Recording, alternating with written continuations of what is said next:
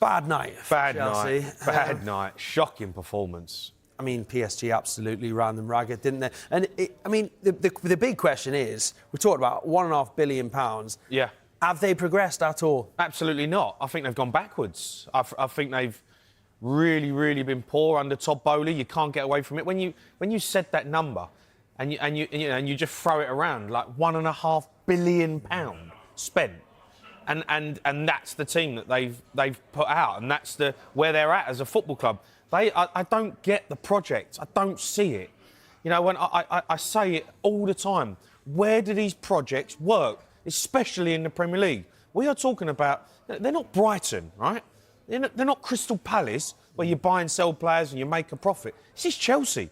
Chelsea Football Club, Pete, who are, you know, a stalwart throughout Europe, a massive football club, one of the biggest in the world now because of what they've done under Roman Abramovich, and they've put themselves on the pedestal. They are playing like teams, and the way they're progressing, really and truthfully, like a Brighton. Now, if Todd Boehly was here, he'd probably say to you, Jamie, look, won the Conference League, won the Club World Cup Conference League as well. I'm trying to imagine what he might say. Conference League. Well, Club World Cup. Yeah, listen, the Club World Cup, OK, fair enough, but the best teams weren't in it. Apart from the PSG that season, right, they played them in the final, they beat them. They're dead on their feet, PSG, and you can argue, all right, yeah, they won it. But no one really that felt that Club World Cup was big. It's not the Champions League, right? You say dead on their feet, though. Are they knackered? I mean, I think Resenoir sort of hinted towards the fact that the players are fatigued. Oh, come on. We're talking about Chelsea here, who are, they're meant to be a top footballing side who are meant to fight on all fronts. That's what I knew Chelsea as. That is what I knew. Ballack, Drogba, John Terry's, Lampard's, like proper, massive, world-class players in the team week in, week out. When I look at this project that they've got, Pete, I don't see it. They're buying all these young players. Yeah, you've actually hit the nail on the head there, because last night was Chelsea's youngest starting 11 in a Champions League knockout game. So, I mean, they've clearly buying young players, like you say. Is that the wrong transfer strategy? They're not the only club doing it, by the way. Everyone's trying to buy young, aren't they? Well, everyone's doing it. It seems the way that we're going now. You're buying potential. What is potential? You've still got to know. You've got to get a player in and get him to do the business. You bring a player in, he's potentially good. Well, you're playing for Chelsea. Spurs will sign players and he's potentially good. You've got to perform. If you go to Bournemouth, okay, you can take a risk. Brighton, you can take a risk, bring someone in, and he produces. When you play for Chelsea and you play for these big clubs, you've got to perform straight away. Yeah. You've got to be at it. And I get you want to bring in a certain amount of young players. Of course, Cole Palmer, Esteval, you go, OK, brilliant signings. But you have got to sign top players. You've got to have top players in your team. And Chelsea, for me, just haven't done that. And they keep going away and spending £1.5 billion. Yeah. On who? Yeah. Well, look, it was a bad night for Resenoir, wasn't it? And Chelsea fans actually booed the triple substitution as Enzo Fernandez, João Pedro and Cole Palmer were all taken off. They were already 2-0 down in the game. Game was over. 7-2 on aggregate. Within 2 minutes, PSG scored another goal. It's just not what Resenoir needed. Afterwards, he defended that decision. It's not an admit. How Todd Boehly's era has left the Blues going backwards. When Chelsea lifted the Champions League trophy in Porto in 2021, the club seemed to have achieved a peak in an era defined by bold investment, managerial shifts, and glittering success. It was the kind of achievement that international clubs dream about, a blueprint, it seemed, for a sustained prominence at the highest level. Yet, in the aftermath of Chelsea's recent Champions League exit to Paris Saint-Germain, pundits and fans alike have been left searching for answers. Among the most vocal critics is Jamie O'Hara, who bluntly stated that Chelsea have gone backwards under the ownership of Todd Boehly. It's a provocative assertion, but one that warrants careful examination. This piece explores that claim in depth. We'll unpack the structural, tactical, financial, and cultural changes that have taken place since Boehly's consortium took control, examine the club's on-field performance and strategic direction, and trace the wider consequences, positive and negative, of a turbulent stretch in one of England's most storied clubs. Ultimately, the question isn't simply whether Chelsea have regressed, it's how and why a club with so many resources and so much potential has struggled to find a coherent path forward.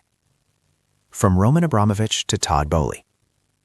A change of ownership is rarely neutral, The sale of Chelsea in 2022, prompted by geopolitical context and sanctioned by the UK government, marked the end of Roman Abramovich's nearly two-decade tenure. Abramovich's era was imperfect and idiosyncratic, but it brought sustained investment and a distinct identity, an appetite for immediate success, aggressive transfer spending, rapid appointment and sacking of managers, and crucially, a sense that the club had a single unifying purpose: to compete at the very top every season. Todd Boehly arrived with a different background and a different brief. A US-based investor with a portfolio that spans sport, entertainment, and media, Boehly's consortium bought Chelsea with promises of modernization, commercial growth, and global reach. That pitch appealed to the club's board and to fans optimistic about fresh energy and a new era. Yet ownership style matters. Beyond the headlines of how much was paid, what changed was the way strategic decisions were made and how frequently. Transfer policy, quantity over cohesion. One of the hallmarks of the Abramovich era was an unrelenting presence in transfer windows. That continued under Boehly, but with a shift in emphasis and execution. Chelsea's spending has remained astronomical, but critics argue that it's been scattershot and transactional rather than calibrated to a long-term plan. The sheer volume of transfers. Chelsea brought in a procession of players across windows, big names, high fees, and varying profiles. This created a revolving door effect in the squad. Incoming stars often needed time to adapt. Meanwhile, continuity suffered as players were moved on, loaned out, or shelved. Lack of a clear footballing identity. Spending can buy talent, but without a unifying tactical framework, it buys a collection of individuals rather than a cohesive team. Chelsea's recruitment under Boehly sometimes read as opportunistic. Sign the name, worry about fit later. The consequence is a squad rich in potential, but lacking clarity on how each piece complements the others. Asset management approach. At times, Chelsea's transfer business began to resemble financial portfolio management. Players were acquired as assets whose value could be realized either on the pitch or in future sales. While modern clubs must consider value, treating the squad primarily as commodified assets can undermine performance when sporting coherence is sacrificed to balance sheets. Managerial instability and its cost. Between 2013 and 2023, Chelsea had already developed a reputation for managerial churn, yet Boehly's early ownership years exacerbated that trend. A parade of managers, some long-term and some short-lived, arrived, were given ambitious targets, and left before platforming sustained progress. The short-termization of coaching. In football, managers need time to implement systems, especially when the squad is continuously changing. Frequent managerial change prevents the maturation of ideas. Players require clarity and continuity. Repeated resets foster uncertainty, leading to inconsistent performances. Tactical confusion. With each managerial arrival came new formations, different demands from players, and unclear hierarchy. Players were frequently asked to adapt quickly to new roles. While versatility can be a strength, relentless tactical flip-flopping erodes the confidence of the squad and blunts identity. The human cost. Beyond tacticals and transfers, constant managerial change affects morale, leadership, and club culture. Players are attentive to signals from above. If decisions feel experimental or cosmetic, they may disengage. Stable clubs forge internal leadership structures.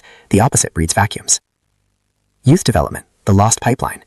Chelsea's academy historically produced strong talent, some destined for the first team, others to be sold and reinvested. During periods of heavy spending, clubs often deprioritize youth pathways. Under Boehly, fans have lamented a perceived underuse of academy prospects. Starving the pipeline. When a transfer policy focuses on immediate returns from established players, opportunities for academy players tend to diminish. Developing homegrown talent requires deliberate choices, game time, mentorship, and a patient integration strategy. Market inefficiency. Reliance on the transfer market can be costly and not always effective. By sidelining youth, clubs lose a cheaper, culturally invested source of talent and risk eroding a connection to local fans who celebrate academy graduates. Long-term consequences. The academy is not only a talent pool, it's a heartbeat of identity. A club that neglects its youth risks becoming a brand rather than a community, making it harder to create sustainable success shaped by local values and continuity. Tactical assessment. Why results haven't matched investment. Chelsea's Champions League exit to Paris Saint-Germain is a useful focal point to evaluate the on-field manifestations of deeper problems. PSG, with their own hefty investment, represents some of Europe's elite competition, yet Chelsea's performances in key moments raised questions. Defensive fragility. Chelsea's backline has oscillated between moments of solidity and lapses of concentration. Whether through unfamiliar center-back pairings or midfield shielding not yet settled, the defensive structure sometimes appeared porous at crucial times. Midfield disconnect. A consistent criticism has been that Chelsea's midfield lacks a clear engine. Is the priority pressing, ball progression, creative tempo control? The answer often seems to be all of the above, but execution suffered when players lacked clear and consistent roles. Offensive inefficiency. With creative talents and goal scorers in the squad, Chelsea's attack should produce more. Part of the issue is that cohesion between wide players, central midfield, and strikers has been inconsistent. Again, a symptom of frequent changes and unclear tactical identity. Set-piece inconsistency and transitions. Modern matches are often won and lost in transitional phases and on set plays. Chelsea's delivery and defensive organization in these moments have been uneven, costing the team vital margins. The Boehly ethos. Business, branding, and football. Boehly's ownership brings a strong emphasis on brand building and commercial expansion. That's not inherently negative. Modern clubs need diversified revenue streams, but it can reshape priorities. Commercialization versus sporting primacy. A growth-minded commercial strategy can enhance investment in facilities, analytics, and scouting. However, when commercial goals overshadow sporting clarity, when branding decisions influence squad moves or managerial appointments, the on-pitch product may suffer. Media and entertainment crossover. Boehly's background in entertainment carries potential for innovative fan engagement, content, and global brand partnerships. Done well, this strengthens Chelsea's global footprint and revenue base.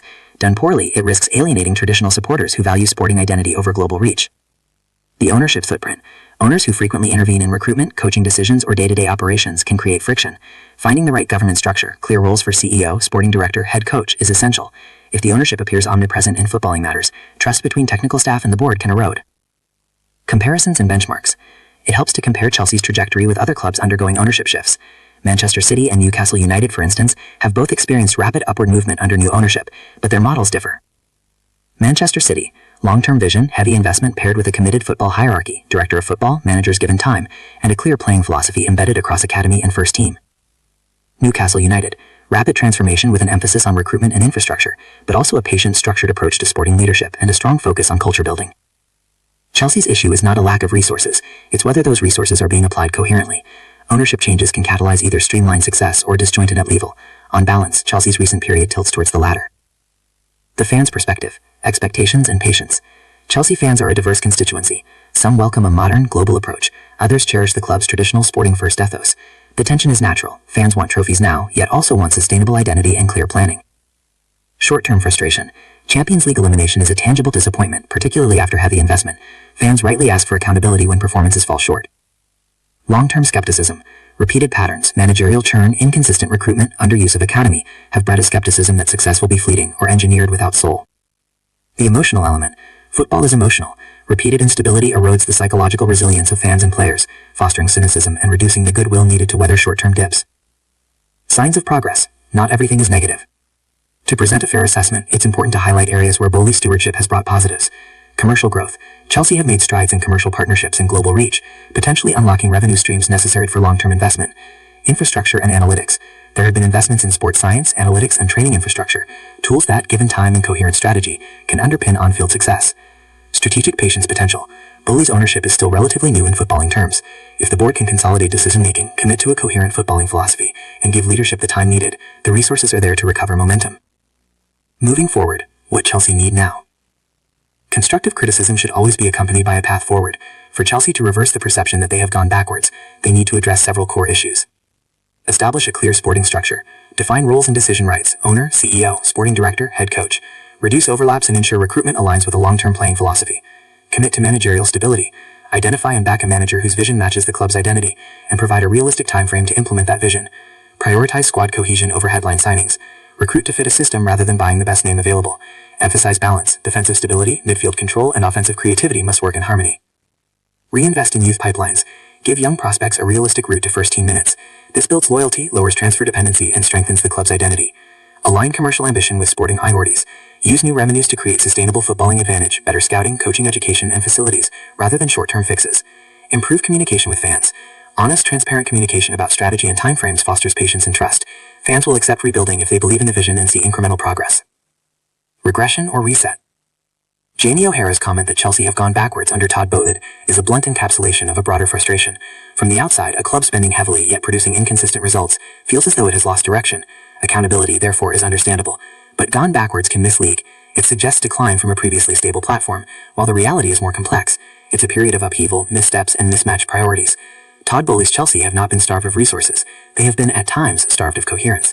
The ingredients for success remain: world-class talent, financial power, a global brand, and a passionate fan base. What must change is alignment, moving from a transactional, headline-driven approach to a disciplined, philosophy-led approach that values continuity alongside innovation. If Chelsea can stabilize leadership, clarify their footballing identity, and commit to a coherent long-term plan that balances youth, recruitment, and tactical clarity, the club's trajectory can reverse. Champions League exits and sharp punditry like Jamie O'Hara's sting, but they can also catalyze necessary corrections. Ultimately, this moment is not simply a verdict on Todd Boehly's ownership.